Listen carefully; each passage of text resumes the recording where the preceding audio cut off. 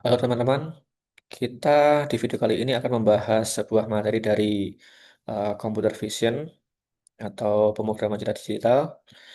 Ini temanya adalah bagaimana kamera itu bisa mengenali objek dan menentukan kalau objek itu duduknya atau manusia itu duduknya bagus atau enggak.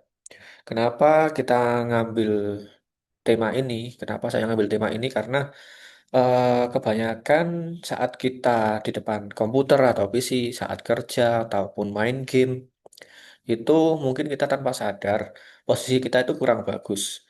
Jadi itu kan nanti akan menimbulkan efek samping nih, apa sakit pinggang atau kesehatan yang lainnya.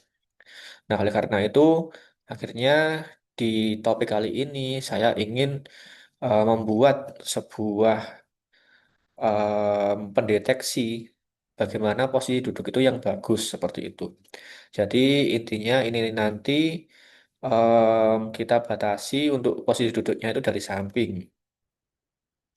Nah, untuk tahapannya seperti apa?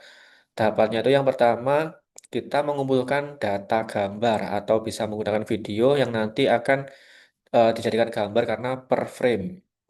Ini saya mengumpulkan sekitar 500 gambar sebenarnya. Ini karena ada 1000 ini karena dikalikan 3 karena di sini output per trainingnya jadi 3. Jadi setelah kita kumpulkan gambar, kita akan anotasi. Gimana anotasi itu?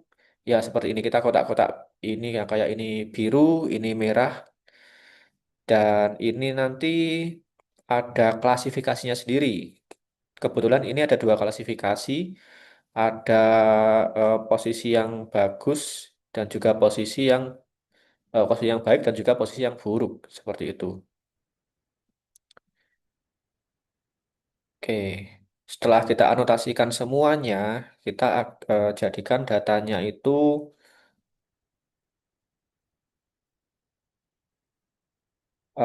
kita split datanya itu menjadi sekitar ini 80-an persen untuk training, lalu yang sisanya validasi dan tes seperti itu.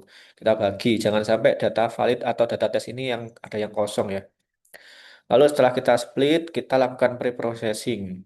Di sini kita pakai auto orient untuk merandomkan apa namanya posisi gambar gitu loh, posisi gambar atau landscape atau portraitnya. Lalu di bawahnya ada resize ini untuk merubah ukurannya jadi 640 kali 640. Lalu kita menggunakan augmentasi. Di sini kita menggunakan flip horizontal biar bolak-balik secara horizontal. Rotasi antara minus 15 derajat sampai plus 15 derajat biar agak miring-miring gitu. Jadi ketika kamera itu kita nggak apa ya istilahnya nggak stabil itu masih bisa mengenali objek. Lalu ada brightness di sini kecerahan ada minus 15% sampai 15%. Nah, setelah itu di sini ada output per training example. Di sini saya udah sampaikan tadi, jika data kita 500 nanti outputnya gambarnya itu sekitar 1500-an seperti itu. Jadi satu gambar itu nanti jadi 3. Nah, setelah kita selesai, kita harus download datasetnya. Di sini nanti kita menggunakan YOLO V8 ini ya. Jadi kita langsung download saja datasetnya. Ini kita pakai yang YOLO V8, show download code, kita continue. Nah, ini kita kopikan aja, tinggal kita paste ke Google Colabs. Oke, sekarang kita ke Google Colabs-nya. Ini adalah Google Colabs-nya. Nah, di sini kode dari RoboFlow tadi kita paste ke sini ya. Nah, ini jangan lupa mungkin nanti akan butuh Ultralytics sama RoboFlow diinstal, PIP install juga perlu ditulis. Di sini kita akan mengambil dari project yang dari RoboFlow tadi. Masukkan ke dataset inilah nanti. Lalu setelah itu dataset tadi kita training menggunakan YOLO V8. Nah, inilah tadi kenapa kita install Ultralytics di awal ya untuk YOLO karena kita butuh. Nah, di sini training kita menggunakan Epoch 50. Jadi ada 50 kali training, 50 kali putaran dan ukuran gambarnya kita size 640 sama seperti yang Robo Flow tadi. Setelah itu hasil trainingnya itu kita download. Di sini ini untuk download agar kita bisa punya modelnya untuk kita nanti deteksi di webnya seperti itu.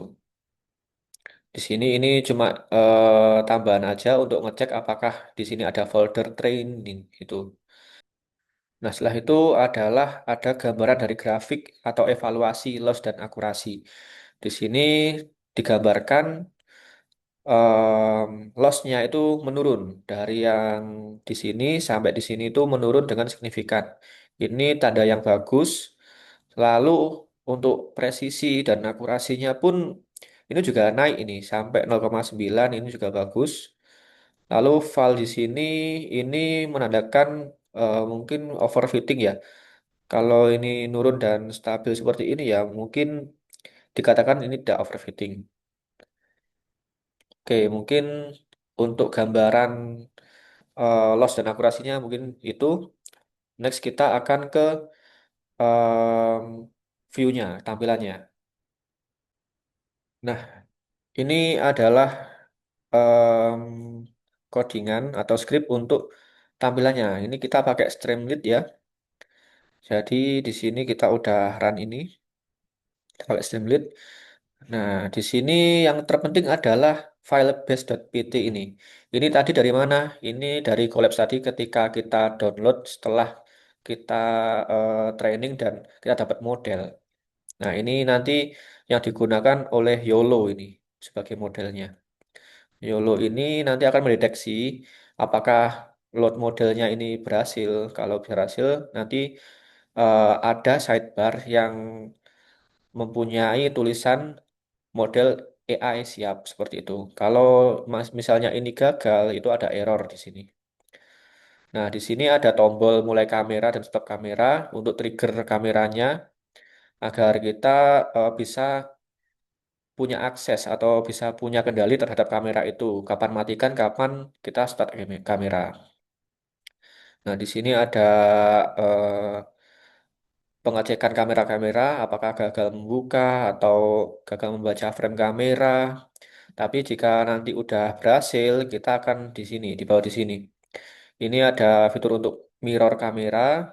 Di sini itu untuk yang memprediksi. Nah, tadi modelnya tadi kan sama YOLO itu diprediksi. Jadi objek kita itu kenali dan diprediksi seberapa confidence-nya dan itu masuk ke anotasi yang mana, masuk kelas yang mana seperti itu. Lalu di sini jika em, result-nya itu baik, maka labelnya akan tertulis baik. Sementara sebaliknya kalau misalnya buruk ya nanti labelnya buruk seperti itu. Oke, mungkin langsung saja ke UI webnya. Nah, ini untuk UI webnya dari tadi codingan yang saya jelaskan atau script yang saya jelaskan itu ada pengaturan confidence kita pakai 0,50 saja. Nah, di sini ada pilih kamera. Ini 0 ini kamera HP bawaan. Saya bisa menggunakan kamera HP saya. Lalu di satu ini ada kamera web. Oke, kita coba lagi.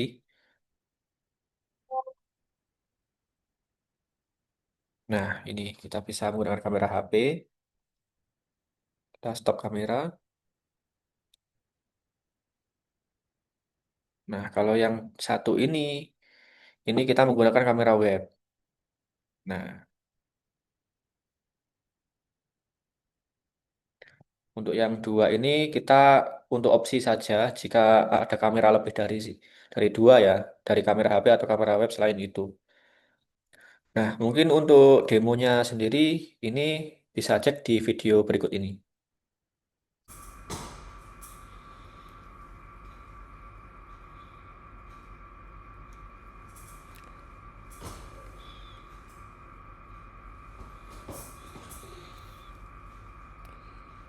Posisi duduk yang baik. Ini posisi duduk yang buruk. Lalu ini baik.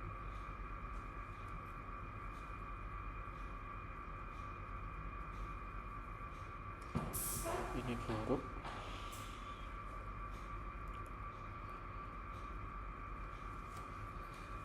Ini lagi. Ini baik ya.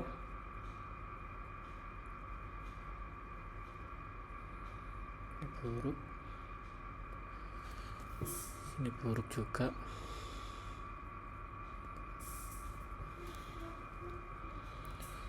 Kita coba lagi tegak. Ini baik.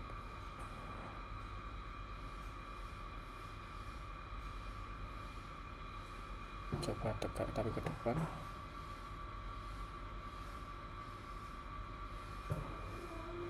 Kita coba baik lagi. Nah, oke. Jadi itulah yang bisa saya jelaskan mulai dari proses pengumpulan data, anotasi, data split, preprocessing, augmentasi, sampai kita mentraining model, kita mendapatkan model, dan juga kita scan objek. Dan hasilnya seperti yang di video tadi, mungkin karena keterbatasan data itu kita batasi saja sampai nggak bisa lihat untuk dari depan, mungkin cuman dari samping saja ya. Oke, mudah-mudahan video ini bermanfaat, bisa menambahkan ilmu teman-teman. Terima kasih.